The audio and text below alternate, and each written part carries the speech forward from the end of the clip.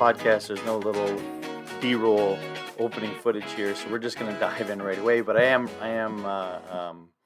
was really looking forward to this podcast because it's two very dear and somewhat old. They're not old, but our friendship is rather old, especially in terms of these internet type years. The three of us have known each other online and connected face to face a number of times for the better part of a decade, and it's been me watching them post online about Enneagrams that sparked my interest. And Enneagrams is something, as you'll find out through our conversation, that was introduced to me by my own daughters, the women in my life, and so it was my pleasure to connect the three of us to talk about this. I think it's pretty fascinating stuff, and I learned a lot from it. I'm still learning. I'm not anywhere near where these folks are in terms of their depth and understanding of it. But it's of all of the things I've shared so far, as much as all of them take place sort of outside, this one probably has the most applications for everyone and all of us. And so I hope you enjoy the conversation I have with Amber, Kristina, and myself talking about Enneagrams. Well, I'm excited to be here with two lovely ladies who share a common thing. And in fact, the three of us share something in common in just a moment that we'll share with. But this is my first podcast with two, and I figured if I was going to have twins too, then it would be good to have Kristina and Amber. So before we get into the thing that we want to talk about, let you do the quick, who are you? Who are you? What do you do? And however you want to frame that. And the last part of that question is, how do you know me? So I'll start with Amber.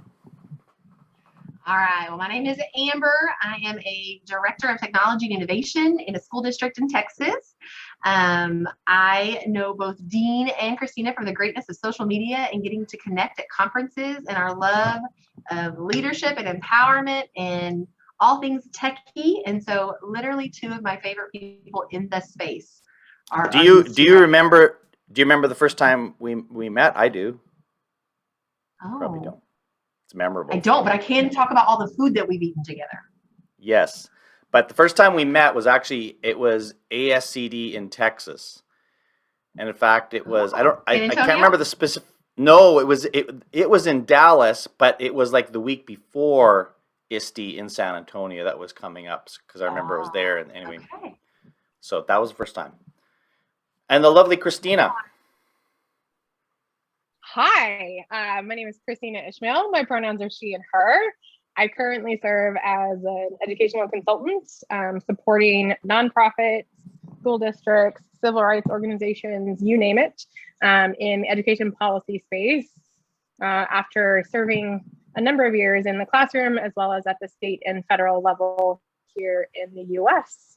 I met Dean, I believe EduCon was the very first time we met in person. In Philly at the end of January, which is when everyone wants to be in Philadelphia, when it was 2011. So they'd had a massive snowstorm. And I believe that was the first time that we got to meet in person, but we knew each other through the socials before that. And Amber and I also know each other that way. But I remember this specifically when I met you. It was at baggage claim at the Philly airport. And I think Josh Allen was there. You and Josh Allen were there. That's pretty good. Isn't that a pretty good memory? That's really good. Yeah. All right. So I shouldn't say enough of the shenanigans. We'll keep though they may continue, but I want to dive into what it is that brings you here. So and I'll just sort of set it off with the three of you have sort of weaved into your social media world this weird and wild thing. Maybe it's not weird and wild. I don't know. Maybe to some people it is, but I know it is to some and not to everybody, is Enneagrams. So before we do anything else, what's your sort of 30-second to 1 minute explanation of what in the world I'm not even sure what it is. Is Enneagrams. Kristina, I'm gonna let you go first this time. Oh dear. I like to compare it to some of the other kind of personality tests that exist out there, whether it's Myers-Briggs or Clifton StrengthsFinder. knowing kind of the history as far as the Enneagram was actually rooted in the church and Christianity, but then also being able to apply that in kind of your general life and not necessarily the religious focus. And that's kind of how I see it more myself now. But it is definitely kind of affirming the things that you see in yourself and then how you can work with others. So to build on that, Amber, what would you say makes it somewhat different from those other ones? Because I would say too, the Myers-Briggs one and Cliff, like they're in the same family, but perhaps maybe distinguish what might make Enneagrams a slightly different version of those. And I would have literally said the exact same thing that came out of her mouth. My favorite thing about the Enneagram is that it focuses on motivation. And it's something, one of the best examples I hear is we would all feed the homeless, but our motivations for feeding the homeless are different. And when you can learn about other people and learn about their motivations for actions or inactions, there's a lot more well-roundedness that kind of comes into play versus just she's an extrovert. Oh, they don't like chocolate. I mean, there's just so much totality that I think the Enneagram brings to the table. And it's motivation and fear-based. And I don't know. And I mean, even my Gallup strengths tell me all the really great things about myself. But the Enneagram helps me understand the choices, actions, and thoughts in a way that none of those other tools have ever done. And then, okay, so let's, and how did you sort of like, because again, with those other ones, they seem like kind of a one and done thing. Well, here's, like I've done the Clifton Strength things, and it was a really powerful experience, but I haven't really done much. I think you're getting to that, Amber, is beyond that. I know these are my strengths. So then, Kristina, how did your journey with this grow, and sort of why is it that you've continued on, and how have you continued on expanding your understanding and usefulness of this concept?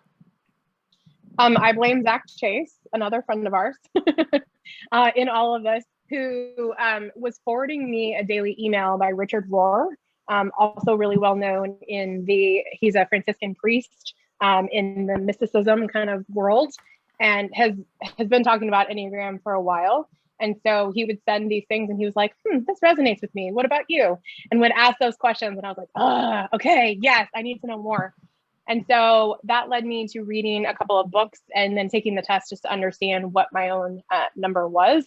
I really enjoyed the book, The Road Back to You, by Ian Morgan Crone and Suzanne Stabile, to understand and really like dive into the specific numbers of what you identify. And then you also, it's not just the one number, but you have your wings, which is like how you kind of associate with the number below or above you. And so are we telling what our numbers are yet? I don't know. But my wing is definitely like something that I also lean on. And so I've continued to see that develop, I think, through my own life journeys, both personally and professionally. Like I never thought I would be full-time consulting, but here I am. I left a full-time job, and that is terrifying, but I knew that I needed a change, and I knew that I needed to pursue certain things. Personally, I went through a divorce a couple of years ago. And I think just also kind of stepping away from the church as the church itself, but still having my own faith and kind of my own spiritual journey. It's helped me a lot in that process. How about you, Amber? To me, I went with my husband through a fireman friend of his, and it was done through the church, hence his approval and interest in said day of learning. But I have found and seen that so many of the things, my Gallup and my Enneagram line up almost, explicitly. They are basically the same, just in different languages and verbiage, which really helped solidify to me that this was something that was accurate and not just of how I felt that day. But my motivations, my reactions, understanding my husband, who is a different number than me, almost in antithesis of my number, so to speak, helped me again. If you base your judgment or reaction to someone on that situation and what you interpret it, but forget that their motivation is different than yours, you've got all kinds of problems in all kinds of ways. And so as a principal, doing this with my staff was life-changing, because I knew right away that my sixes, who are very non-confrontational, when they said, do I have to call the parent first or can I send a couple emails? I didn't get annoyed and think, what are you doing, you lazy bum? I had to recognize and remember that their motivation is fear of conflict and fear of being seen as inadequate or wrong. And that drove some of the choices and decisions that they made. When my assistant principal, who was a hard 8, came in just ready to knock stuff down in a good way, I had to remember that was her initial instinctive reaction. And I mean, it just drove so much. And the more that I dig into it, even the flaws that I saw in myself, I saw through the lens of, oh, because my childhood fear, my driving motivator, again, we're not telling our numbers yet. Are we telling our numbers yet? Well, you've been throwing numbers around, so I think what we need to do at some point is provide context for people around what these numbers are, because I think that's where people are going to, and not without me going and sort of diving into each one, just the basic framework of like how many numbers there are and kind of what is that useful for. So I don't know, somebody can give us a context of there that. are nine main numbers, 9 personalities, 9 just lines on this circular grid, and you go to one number in a stress, you go to one number in your place of health, but all of your center core motivations are going to be with one number. And then, like Kristina said, you have a wing, so you have a number on either side. If you're a 7, you've got a 6 and an 8, and you lean one way or the other into that type as well. And so I've had and again, staff of 70 women, so we'll start there, who said, there's no way that this one test that we're taking is going to pigeonhole. I am my own enigma. But yet, as we dug into this, they were so responsive to learning and seeing and understanding, and how many of them then immediately converted to sending every meme that had to do with their number found on the Pinterest. But they were so accurate and relevant. And again, when I say that it's not just how you respond, but the why you respond, I think that that's a super important difference between the Enneagram and anything else. And so 1 through 9, there are lots of different tests out there. The very best way to learn a number, and I think Kristina and I talked about this, is to not take the test, believe it or not. It's to read one of those Suzanne Stabile books and see which one feels as if somebody was spying on you, because one of them is going to make you real uncomfortable, and that's how you're going to find your number. Well, and that's and so again, when my daughter started talking about this stuff and thinking about it, like they said the same thing. It's like, yeah, you can take a test and it might be, but like that's not really the entry point into it. But she did, like, so I just get curious. I said, well, what do you think I am? And so she kind of played around with it, but now it's been confirmed. So let's all 3 of us on the count of 3 hold up the number that we are. 1, 2, 3. Now, if you're listening to this, the number 3, the 3 times, there's 3 of us. Okay, you get it. So my youngest daughter, like when I told her that, because she actually designed the little logo here and did some stuff for me, and I was telling her, I've got a couple of friends coming out talking about Enneagrams, and I said they're both 3. She says, you can't do a podcast with 3 3s on it. Like that just wouldn't. Like she says, it's not. So, anyways, she left town. She left town, so she has no influence on this one. Interestingly enough, God, that's amazing. Of our 4 children and my wife, we have 6 different numbers in our family, which is kind of crazy. So my question to both of you is, do you, as you're getting to know people, not just with random people, but people that you spend time with, whether or not you've ever talked to them about an Enneagram, do you kind of go, yeah, they're a 9, they're a 1? Like, is that a thing you do, Kristina? Maybe. Yes, it is. But also, I think people, friends, especially like inner circle kind of friends, they've all taken it or have read the books, and we have conversations around it. So, but yes, I do find myself kind of going, I see that they're people pleasing. I'm going to assess that is a 2. So help people understand, because I know a little bit of, you guys would know way more than I do about what a 3 is, but like, say what we are. What are we? Amber, what are we? Well, we tend to be achievers, y'all. We tend to be the people who want to do well at things, and we are driven by wanting to be seen and have influence and make a difference. Our core fear is being forgotten, as being seen as unimportant, as ineffective. We have to show that we matter. And success to us, and I think this is a really great example because we all three are authors. We've all three published books. We've all three done things, right? But when someone says, what are you working on? We're like, nothing right now, but I mean, I've got something in the pipe. I'm going to be doing this, and this, because it doesn't matter that yesterday we published a book. Like, we're done. That was yesterday. We've got to move on to the next thing. Our value is seen in what we're accomplishing right now in the moment. And we're never satisfied with what we have accomplished because my value is what I'm doing right now. You only want me if I'm contributing, if I'm succeeding, versus that I need that positive reinforcement. I need that being seen as helpful and productive. So rest is a foreign concept for us. Taking days off is a foreign concept for us. Resting on a status quo, we wouldn't even be able to have an understanding of that. Which that last part is where I go, that's not really me. So that's where that whole wing thing kind of veers off. And so you say, yeah, but you're kind of, and I don't remember what I was told that you aren't necessarily always the wing right beside you. Like you could be one more, or is that not true? You're always like, if I'm a 3, I'm a 2 and a 4. Okay, well that's right, shares my limited knowledge. It's going to be, you're going to lean into one of those. Now, okay. I will say, you go to different numbers in times of stress and in times of health. So if you are in a stressful place, if you are feeling overwhelmed, then you will go to a 6, which is that skeptic, non-confrontational kind of place. And then, 9. You go to a 9 in times of stress, and we go to 6 in times of health. So those two things can be true, but your wing is always, according to the Ians and the Suzanne Stabils who've written all the Enneagram books, your wing is going to be one of those direct correlated numbers. So the other thing that that my kids talk about that I overhear and get to be part of once in a while are sort of the healthy and unhealthy versions of, right? So, and this is, and to push a little bit against what you said about the strengths, when I did the Clifton strengths things, those strengths can also be weaknesses. Like they kind of go in there, probably not to the depth that the Enneagram does, but there's a little bit of like, yeah, you might be this, but if you go too far down that path, here's where that problem lies.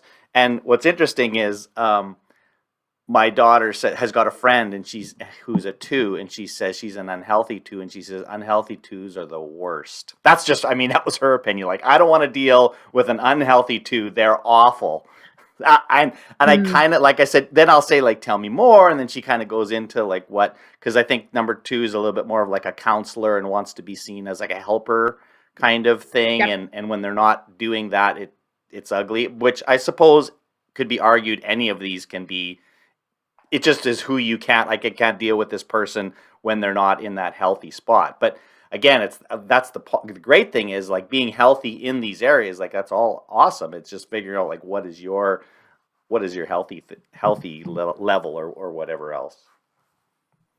I referred to that in my interview for the U.S. Department of Education, my strengths finder, that is, saying that exact thing. So my number 1 strength on there is woo, winning others over. And I said, that's also my number 1 weakness, because when I can't win someone over, I will sit there and overanalyze the crap out of it. It has to do with us, right? Like it's something wrong with us. Exactly. Mm-hmm. Yep. Yes. So Kristina, what's your can be. What's your number 2 on the Gallup? Oh man, I'm gonna have to remember it. Hold on, let me recall or pull up. What was your number 1 on there? Will help me recall. Woo. Sorry. Woo. Winning others over. My second is woo. So duh. Oh, see, I don't have that. I have like maximizer and adaptability. I think those are my top 2. I don't have either one of those. That's interesting. Mine are activator, woo, and achiever are my top 3, which again align so perfectly well with the Enneagram, and I love that. And that's why sometimes they look at me and they think, I think you're a 3, but I don't know. Anyway, tell me one thing in your life that you do or think about, like specifically about you, that is different now because of this knowledge, like something that you're hyper aware of that you just say, yeah, this is, I got to pay more attention to this area, either in terms of, stopping doing something or leaning into something more. I have a really great example. which is super immature, and it shows my 2 wing of just needing to be loved and loved and valued and thought of all the time. My very best friend from middle school and high school and I are still friends, still friends. But my constant annoyance, I always had this edge of, ugh, because how come I love her more than she loves me? How come I have to be the person who calls and makes the plans? How come she doesn't love me as much as I love her? And this is a constant, and Kristina is a female, so hopefully you can relate to this more than Dean probably does with his guy friends. But it was a thing, like it was a resistant grudge of, in my heart and in my mind. It was just this thing that I couldn't get rid of. Talking through the Enneagram with her, she's a 9, which means she's never going to take initiatives. She's so chill, open for everything all of the time, always. And all I have to do is say, let's hang out. Let's go to the movies. Let's go do this. But she's never going to be the person on Facebook saying, oh my God, I love Amber so much. Like I'm going to do, because I need you to see and know.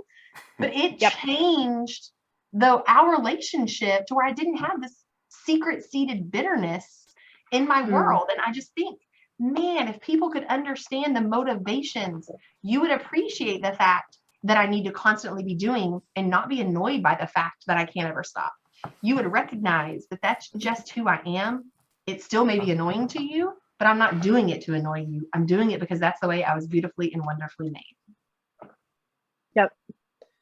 I think I love that example as far as the interpersonal. I would say mine has been a little more like personal, and you'd already referred to it, Amber, as far as like we're constantly thinking about the next thing. I've actually had to work very, very hard on this in therapy, like truly, where it's like I'm always thinking about the next thing or the next place that I'll be, because I am kind of on the road or, you know, whatever the case may be. I'm always looking forward, and I'm never, I'm happy where I am, and I'm content doing the work that I'm doing, but I have to very intentionally practice presence. And that's really difficult for me. And that is something that I work on a daily basis. I mean, it's so, like there's obviously just baked in is the whole idea of being self-aware.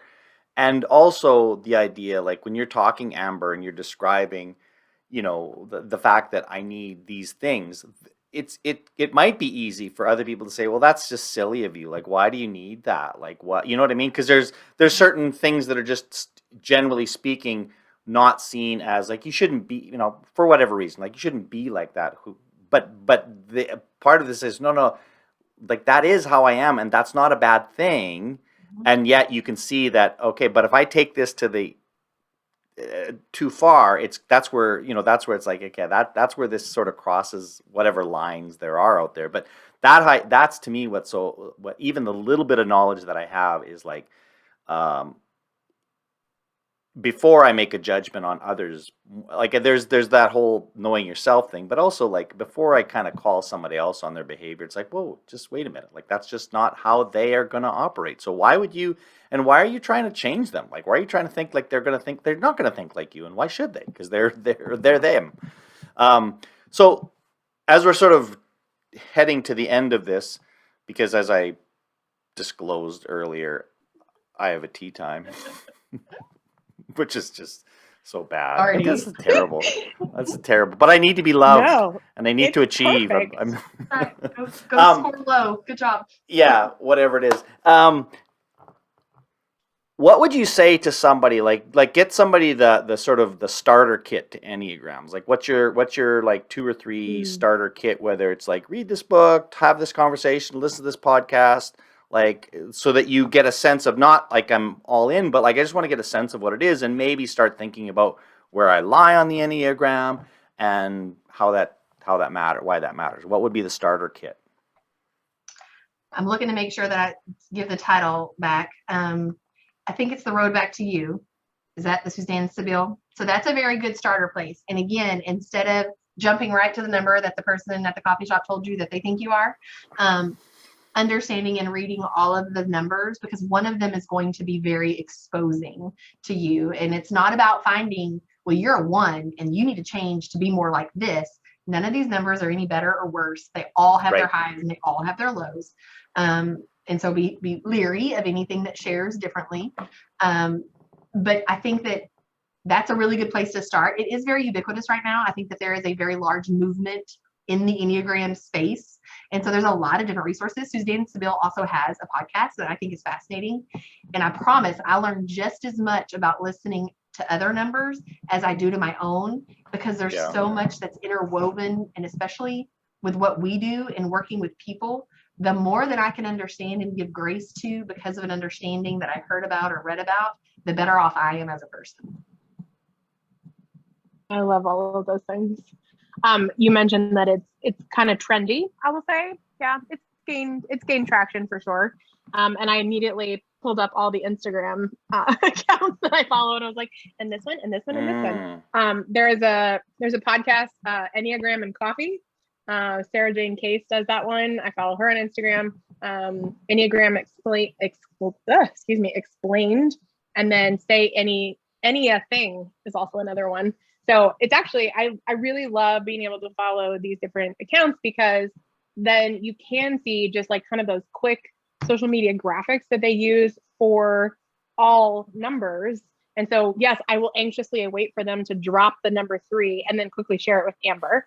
But then I also am like really excited to see all of the other ones, because I have so many different numbers in my life, and I want to be able to speak to them. So I would say it's definitely more Instagram and kind of social media for me.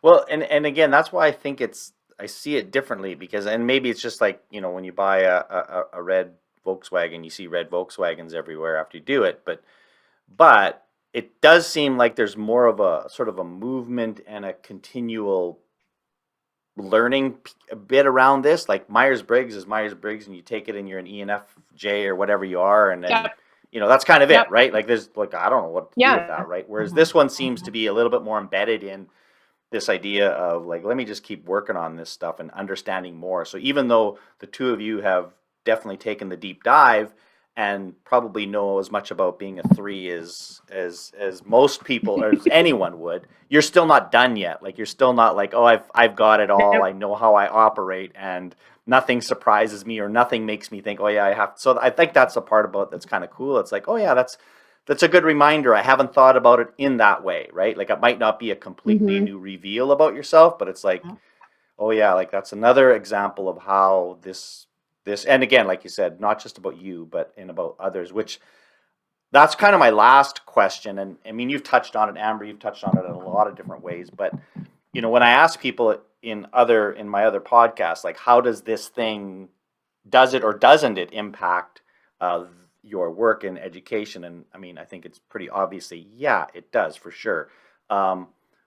And so I don't know if there's any more way you can sort of expand on that. And maybe I'll start with you, Kristina, because you haven't shared quite as much about that, because your role is, I mean, there's elements of leadership, but unlike Amber, you and I don't necessarily have a team that we're constantly leading all the time. And so I'd just love to know from your perspective in education, to start with, how it's made a difference for you as an educator.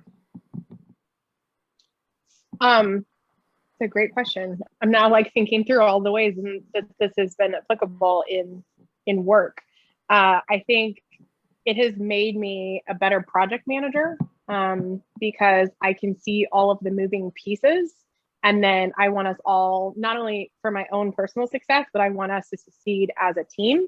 And so, supporting a variety of clients, whether it's on policy development right now, or it's event planning, and whatever the case may be, like I can see that coming through in all of that work. And to refer to or rely on past experiences and say, I've developed a run of show for an event at the White House. I know how to keep a tight schedule or a tight agenda. This is how we're going to approach this for events in particular. People are like, oh, okay. And so they're automatically kind of bought in that way. And I'm like, great, we're going to get success, we're going to get success here together. So I definitely see it in that way. And just being able to, I think, read a room. I think that's the other thing. Yeah. We all know that, there's a variety of personalities and backgrounds, and even thinking of like culturally responsive teaching, tapping into the funds of knowledge that students bring. That is also important for us to think about when it comes to adults that we work with. And so being able to recognize that, like you had mentioned, and then bring that into the workspace as well. So Kristina, you said that and you realize that another one of the adjectives for the achiever is that you are the chameleon and you can blend in and make connections Yep. with every single person, regardless of any of those other factors. That is one of our strengths, in that when we go into a room, we can instantly build a connection.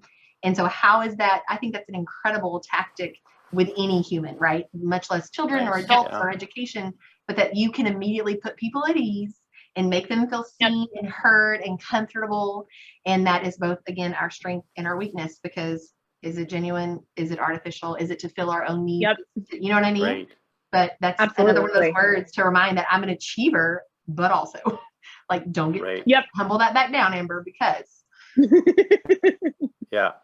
Well, and I think for me, again, in my limited understanding, I think what it reminds me of is sort of the power of diversity, right? I mean, we all know that the more diverse you have teams, like the better results you have, just because you have the perspective. Yeah. So as I'm working with other people, thinking about, like, I don't want everybody to be that achiever and that have that mindset. Like, you need that variety. So being able to honor people's differences, not just because they're not you, but because you actually know, it's not that you're different, it's that you have a particular quality or a lens in which you see the world and have experienced the world that I don't have, and I want to be reminded of, like, you can't just be the Dean view of world, like, and especially as threes, we'll get excited about mobilizing and getting that going, and need to be able to sort of pull back and say, like, whoa, let's let other people have a chance here.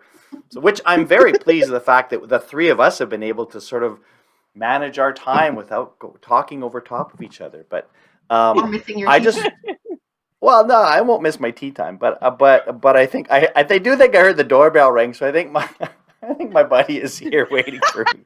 And when I tell him what I was doing just now, he's an accountant. He's not going to have a clue what I'm talking. But maybe it's the start of a good conversation, maybe, right? So exactly, you're going to plant that seed. Well, thank you both for this. My dream is to one day very soon, the three of us can sit down and share maybe meats or other things together. I don't know, wherever everybody's at, but something of that nature. I'm down for that. And I know. You did. He did say that. Yes, I know that Kristina is off back to DC. Is that ultimately where or you're not even sure about that? You may or may not. Who knows? I don't know. Right. She's on vacation now. She's not told anybody when she's done it. It could last forever. It could be done tomorrow. We don't know. But I just love the fact that she's sort of embodying this 9 element of her and just saying, whatever happens, happens. That's okay. I'm not going to worry about it. And Amber's now firmly in the DFW world there. So anyway, thank you both for your time. I appreciate it. And get well, Kristina. And we'll see you both real soon. So fun, Dean. Thank you. Thank you. Bye-bye.